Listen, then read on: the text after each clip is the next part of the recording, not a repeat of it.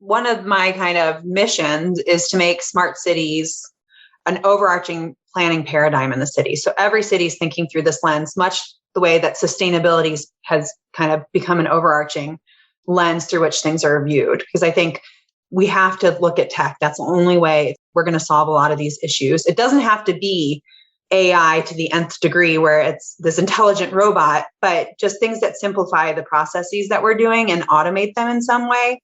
Hi, Smart Community friends. In this episode of the Smart Community podcast, I have a great conversation with Emily Yates, who is the Smart City Director for the City of Philadelphia.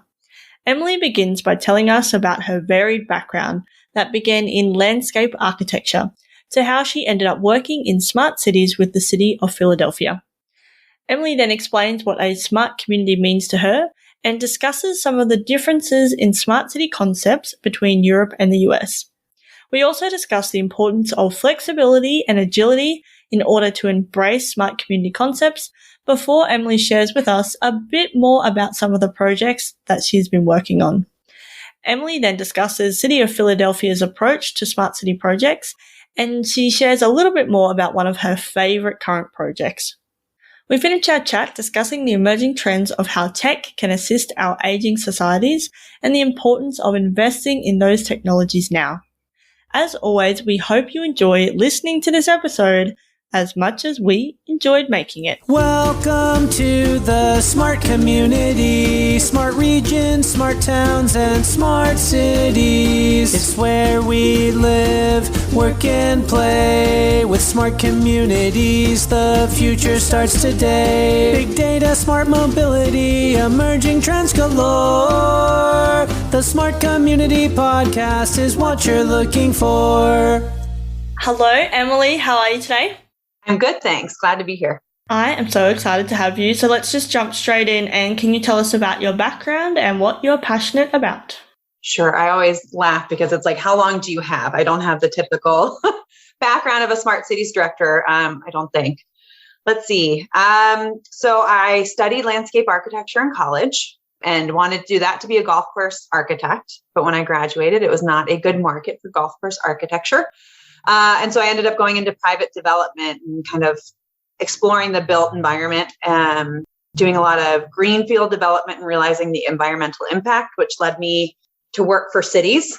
And I went to the DC Office of Planning and did some neighborhood development there under Harriet Chigoning, who is this brilliant woman that led the smart growth concept here in the United States. And so I learned a lot from her and working there about how cities operate and the role that community engagement plays and building trust with the community and really how a good city evolves.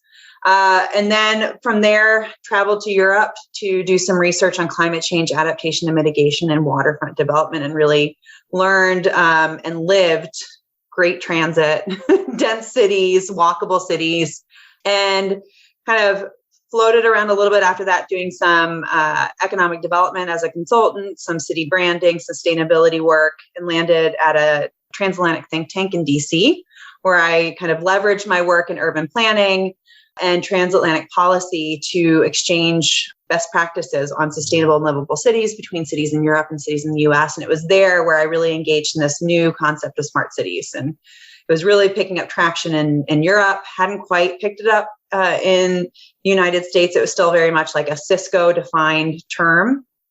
And not a lot of buy-in, like, what is this? Is it really going to be something that goes beyond just a fad term? Left that position to go have impact and kind of have my hands back on projects. I was so busy of kind of being like, hey, here's a cool concept happening in Amsterdam. Can I work in Pittsburgh? And I really wanted to be the person who was kind of in the weeds, hands on the project.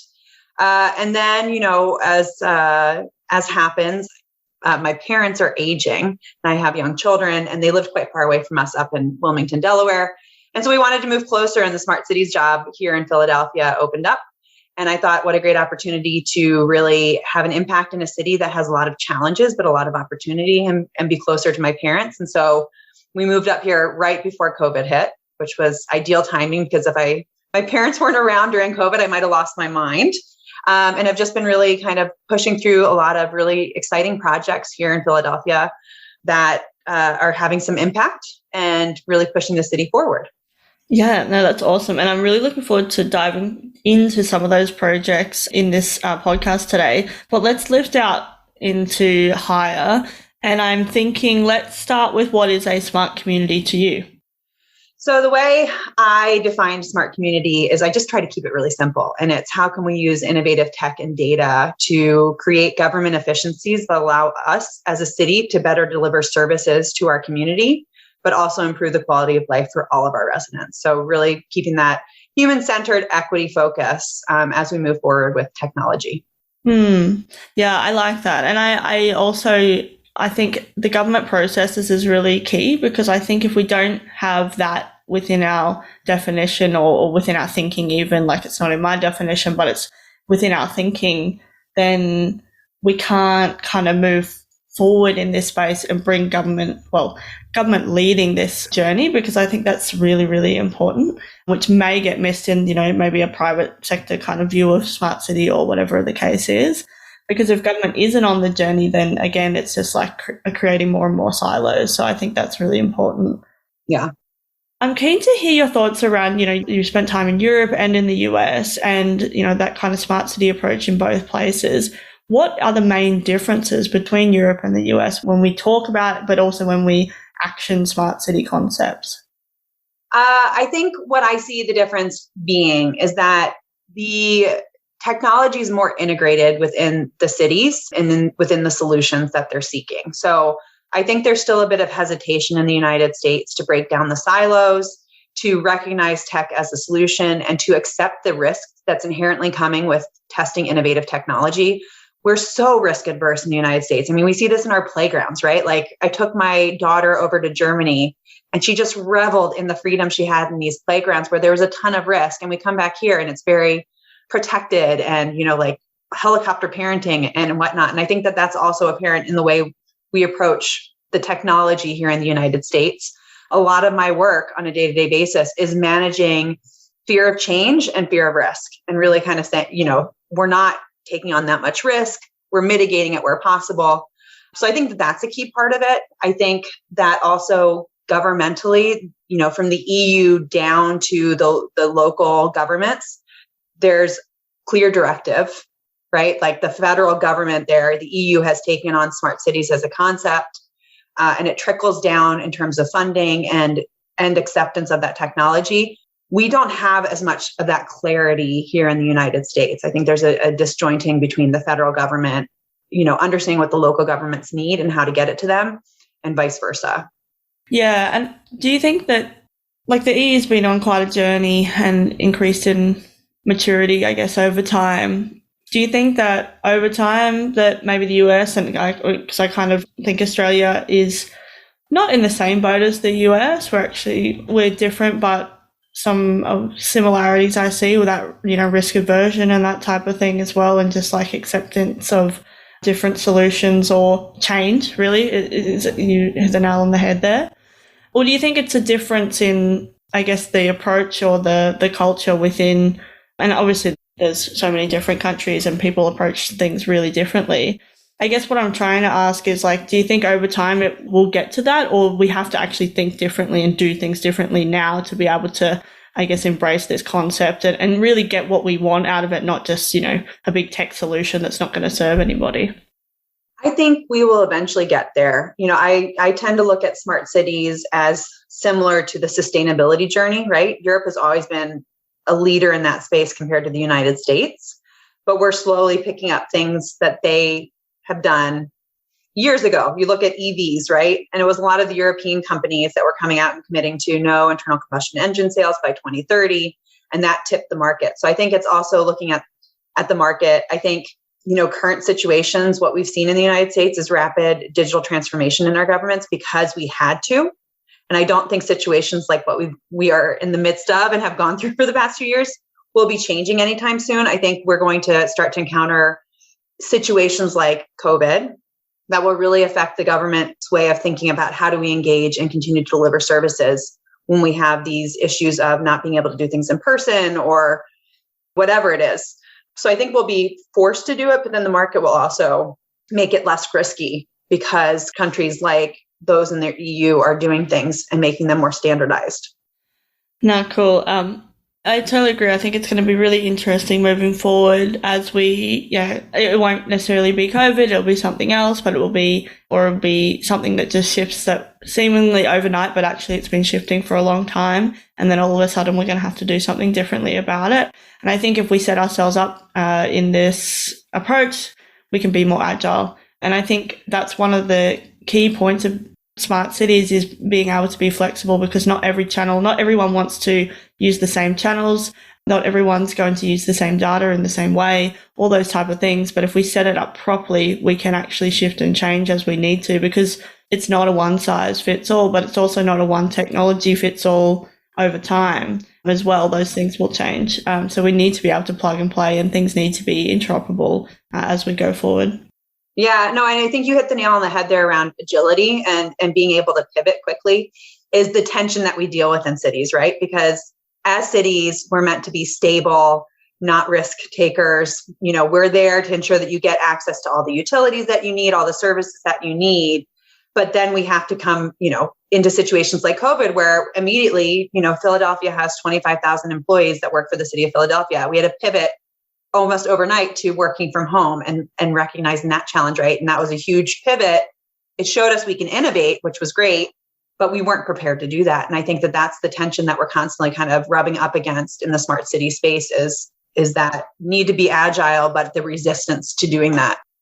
Yeah, I agree. And I think, cities have a hard job. Like, it's not easy, right? You can't exit from the market. You can't actually choose your customers, and you have to continue to serve. And it's a 24/7, 7-day-a-week situation. So I think cities, they have a tough job. And I think once we recognize that, it's not to say that we can't move forward and we can't improve things and all that type of stuff, but there is a hard job there. And I think that public servant kind of mentality is something that then can drive that smart city approach forward, because all it is about continuing to improve and improve quality of life for communities. And that's not a new concept. That's quite an old concept, but now we have different tools and things that we can use to be able to do that, which I think is really key. And that's why I love working with local governments, because they're at the coalface with the community. They're the ones that really can affect people's lives in a positive way. And on the flip side, when things don't work, then they need to really find solutions really quickly to make sure that people can still access the things that they need to access.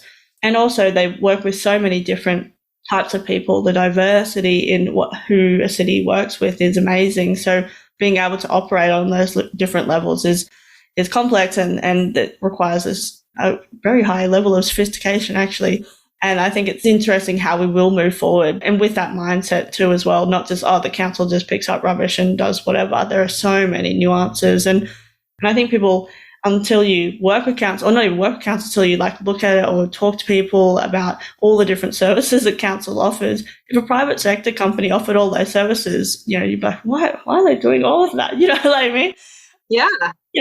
Community services, libraries, all these things. And it's just amazing. And I just think that that's why we want to really bring all these different parties together, because the smart city approach, it's not just council, right? You've got private sector, but you need to have the right kind of mix and people involved to be able to come up with these solutions, or even, think about the problems that we're trying to solve firstly. So I think it's important. And I love working with local governments in that sense, because they are really the ones that are driving this forward at this stage. And yes, there's this trickle-down effect, and we all have to kind of work together. But with the community, that's something that's really key. So progressive local governments or people trying to drive this forward, I guess that's the way we're going to actually get there. Because if we just go, we're just going to keep doing it the way we've done it, we're going to run out of resources, we're going to run out of time, we're going to run out of money, we're going to do all these things. So it's like an imperative to be able to do this stuff, not this add-on smart thing,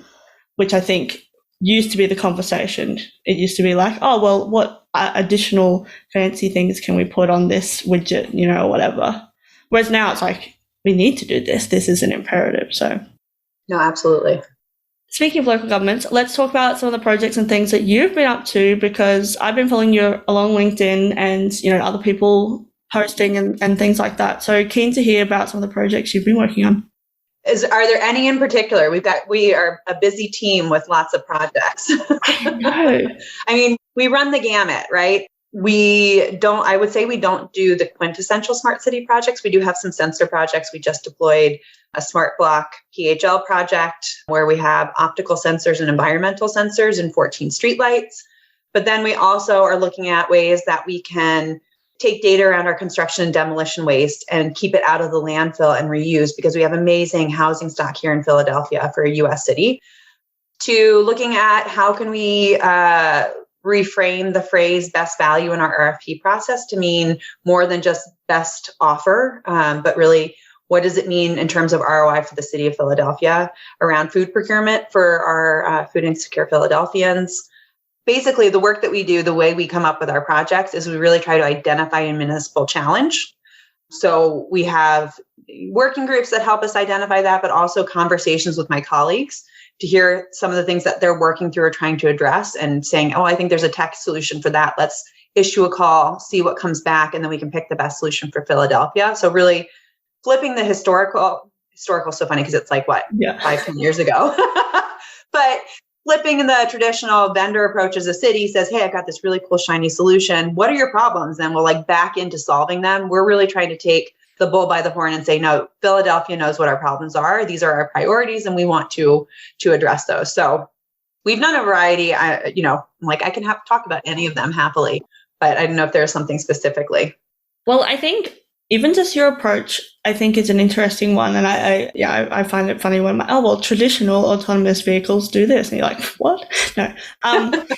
But I guess in a lot of councils, and particularly in Australia, they had kind of went for, a smart city team, and they did smart city projects, and that's what they did. And that worked to do pilots and things like that. But what it sounds like, and I think it's the approach moving forward, is sounds like you're talking to all your different teams who are offering services, and then you're going, oh yeah, okay, what are your main pain points? What are your problems? And maybe that's identified in your working groups or problems that come from the community or whatever the case is. And then you're going, oh, okay, well, I can help you with a solution for that. Let's see what's available. Is that so it's much more an integrated approach rather than just having something on the side.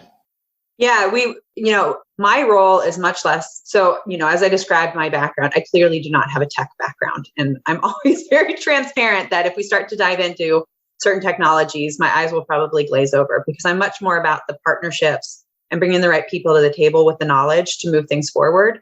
So it's very much cross-departmental, cross-sector, relationship building, trust building, proof of concept work that we do. We don't do anything larger than a pilot, because we want the department that's responsible for whatever we're doing to really take it up after we've proven this technology to be successful.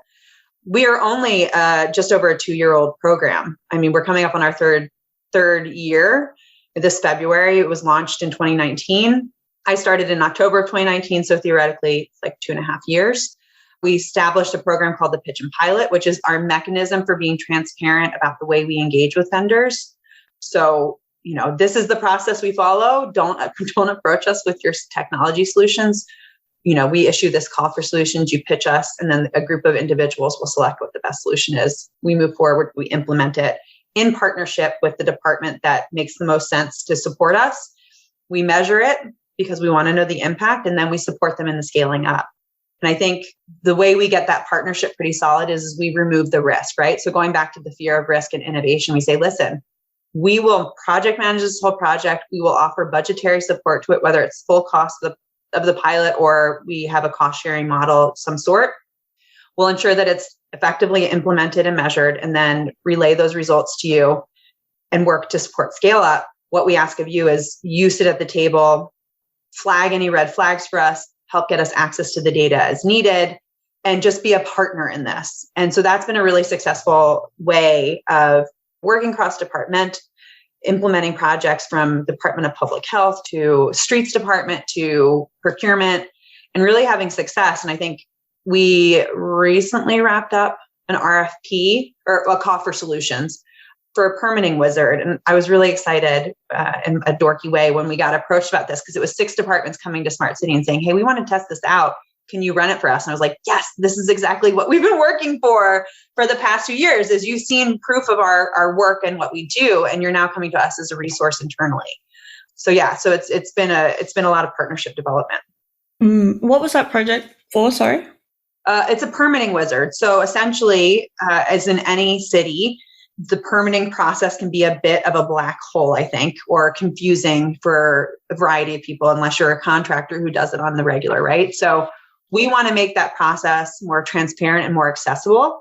And so what we're looking at is creating kind of a front end interface that says, what do you want to do? Oh, you want to renovate your house? These are the permits you need to apply for. This is where you can access those permits, and this is the anticipated cost. So everything's up front. And then that allows for my colleagues to have additional capacity because they're not answering phone calls all the time, answering these basic questions. And it also makes it much more accessible for individuals who are trying to start a business in something that requires permitting, who might not be super tech savvy. And it builds trust with our community, which is ultimately what we want to try to do and to support our community. Yeah, no, cool. I love that. So basically before this project, there was all these different departments. So you had to go here to get that, here to get that, here to get that. And then this is bringing that together to go, oh, these are the things that I need. Anticipated cost. Great. Now I know what I need to do after this.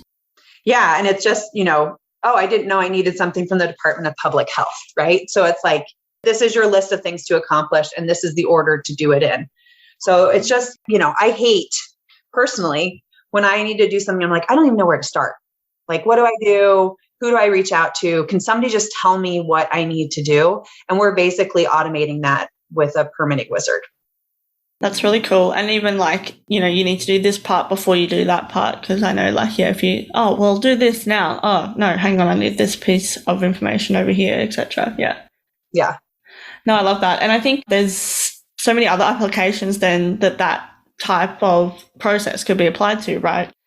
If you need a new, license or something or whatever it is, and then go, oh, I need this, this, and this, and this. Or if I'm moving house, or if I'm doing this, or whatever the case is, I need to change my thing here and do that, or changing your name, or those type of things, which might be different government departments that you need to interact with. And I think for me, that's definitely a key part of smart communities. And, some people might go, oh, well, that's just an inconvenience, but actually it can really affect people's lives if they cannot access the things that they need to access in a timely manner, particularly if they're maybe trying to apply for a visa or something like that. I think these small inconveniences, which, for me, you and I might be an inconvenience, but actually for somebody else, it may be something that, they can't get a job, or they can't do the thing that they need to do, or their family can't access the right funding, or whatever the case is. And I think we really need to, take that into consideration when we are thinking about these solutions and processes and things.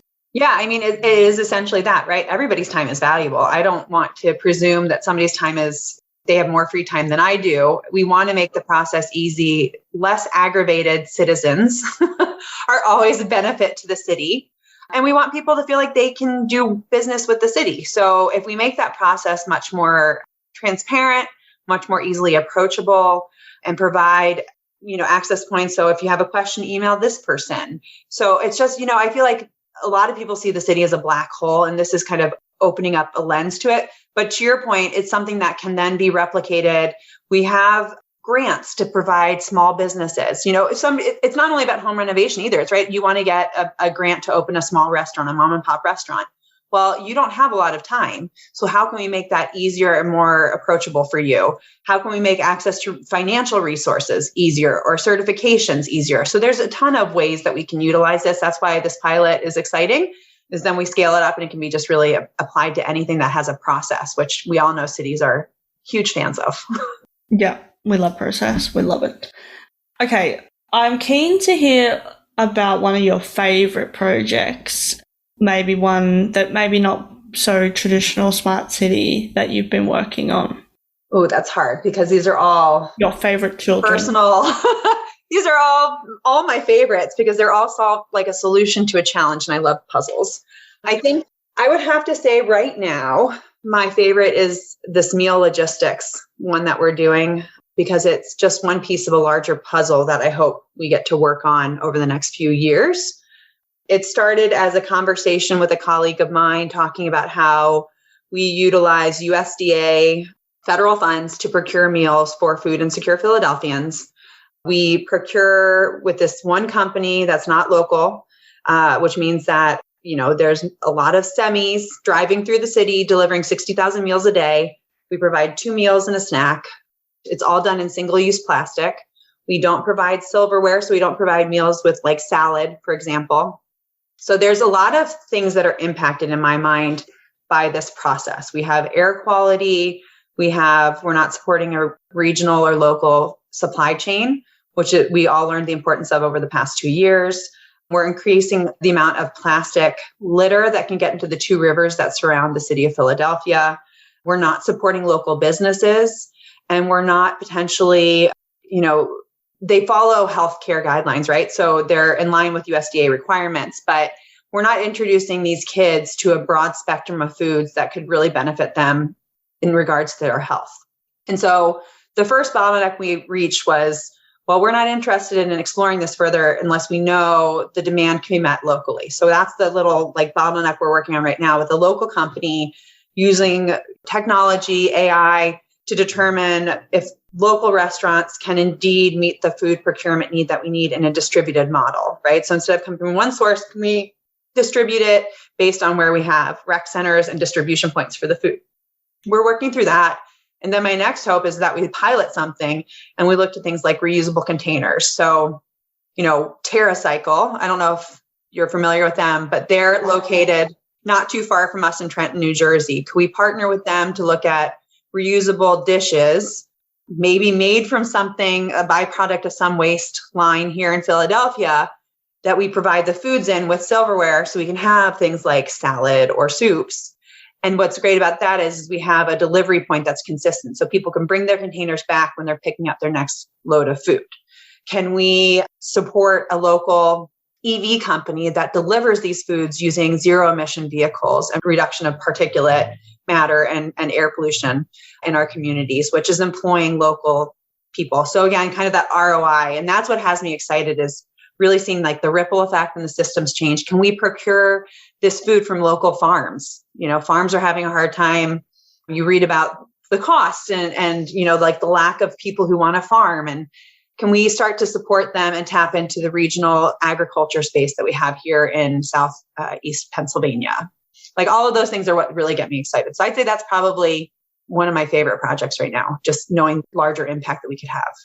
Yeah, no, that project sounds really interesting. And I guess like all those different supply like chain kind of challenges and opportunities, and there's so many different things that it touches. And I think that's the essence of what a smart community project is. It's not, oh, okay, now we've got, smart lighting or whatever. It's all those other things that it affects, all those other things that it can change, all the other data sources that we can make better decisions about it. We can ask people questions. We can look at the trends. We can improve it. We can, over time.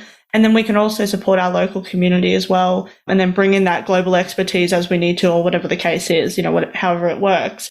But then thinking about, well, we've always done it this way, so and it seems to work.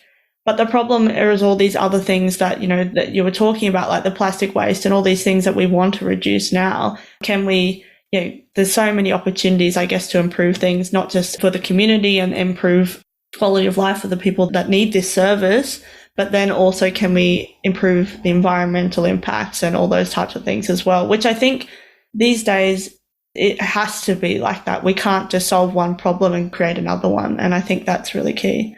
And I think that's where technology and data can help us do that too. And not just that, but new ways of thinking, different communication methods, different people involved, different skill sets involved. And I think that's really important.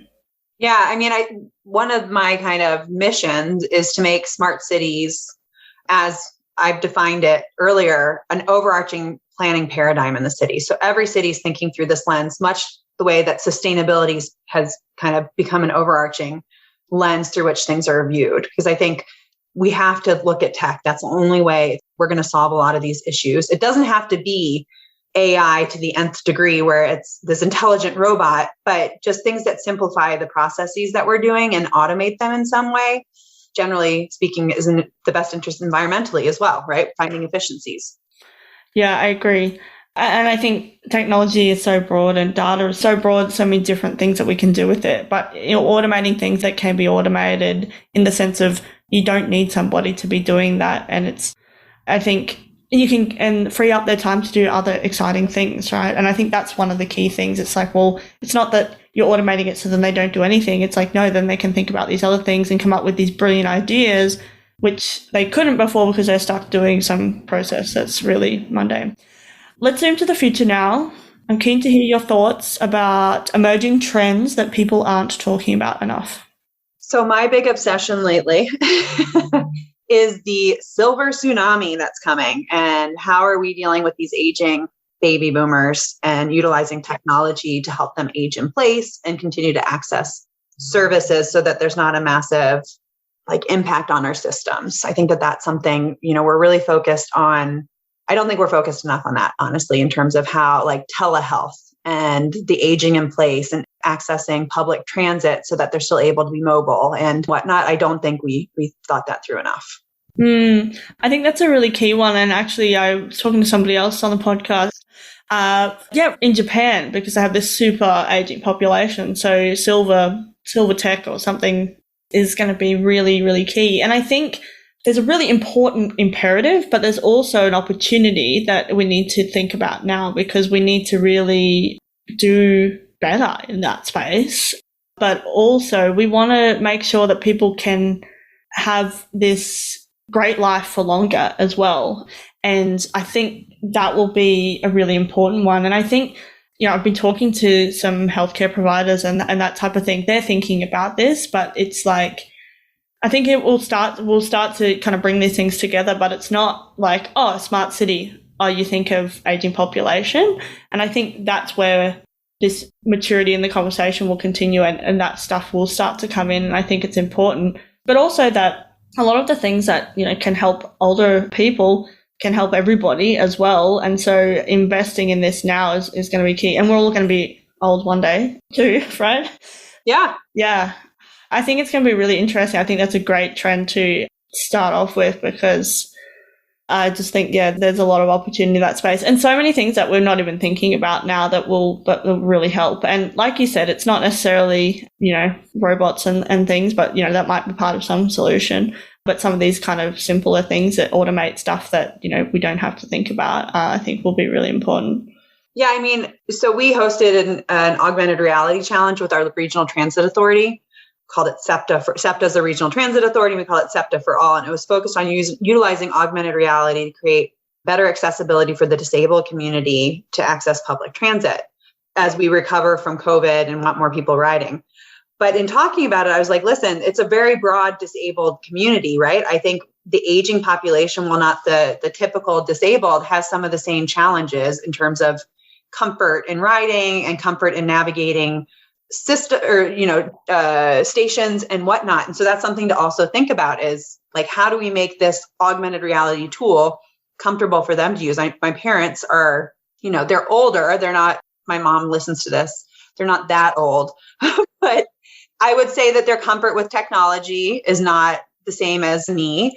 And, navigating a new space, a new place, how to get from one, A to B is very nerve-wracking for them. And so again, if technology, we need to think about that as well in order to sustain what they're doing, keep them moving as long as possible. Yeah, agreed. And I think it's interesting to think about your level of comfort. And I think this with travel really helps. Like for me, when you actually start thinking about, I'm not going to do that because it's a little bit uncomfortable. It's probably completely safe and it probably is fine and you'll probably be all okay. But you might have to do that because maybe that's how you get to the train or the plane or the blah, blah, blah. And so then you move through these levels of discomfort. But if you don't have to, then you'll choose an option that's, best. So maybe you will drive or maybe you'll get a rideshare or whatever. But if you can reduce those inconveniences or discomforts even slightly, and maybe that's through education or maybe that's through different design mechanisms, but maybe it is through providing more information or having somebody, I don't know, I call them digital ambassadors for a certain period of time when there's new technology, et cetera, then you can get people in and then they can teach their friends. Like grandma can come and she'll teach her friends, oh no, it's really easy to catch the bus, let's do it. It stops right outside our door, whatever the case is. And I think that's another thing that we potentially forget about when we're trying to design these solutions or think about why people choose certain things. It's that level of discomfort that's really important. again, maybe minor inconvenience for me, but I know that I can work it out. But for other people, it's like, oh, well, I've got this other option. Why would I try? Because it can be really, really uncomfortable and really not safe as well. Because if you get stuck somewhere and you don't know how to use a phone or whatever the case is, or you don't have enough money to be able to shift and change, I think that's really important that we recognize that too. Yeah, no, absolutely. Well, it's been so great to chat with you, Emily. Thank you so much for coming on to the podcast.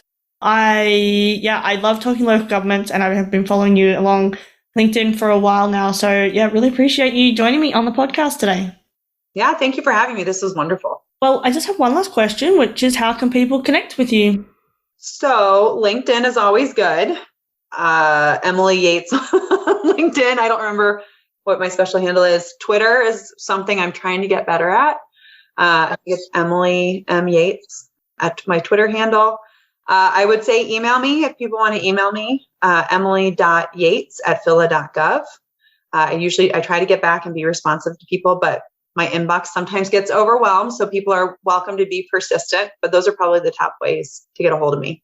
Very good. We'll put all the links in the show notes so people can click away and find you. So thank you again for coming onto the podcast. Thank you. Talk soon. Bye. Bye.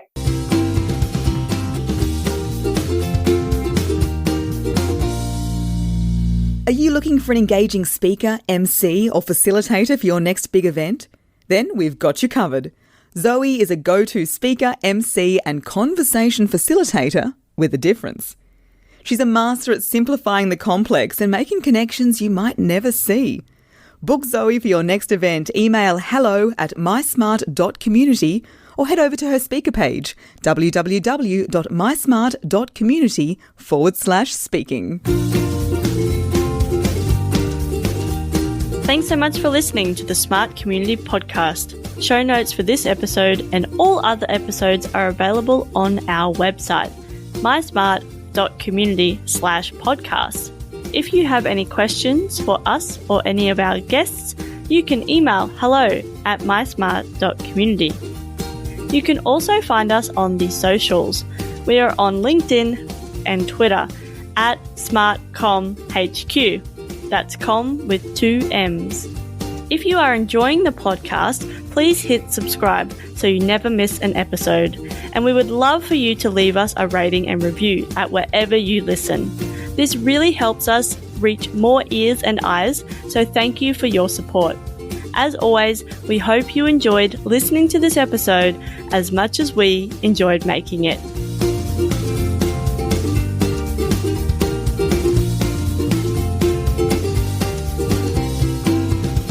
The Smart Community Podcast is what you're looking for.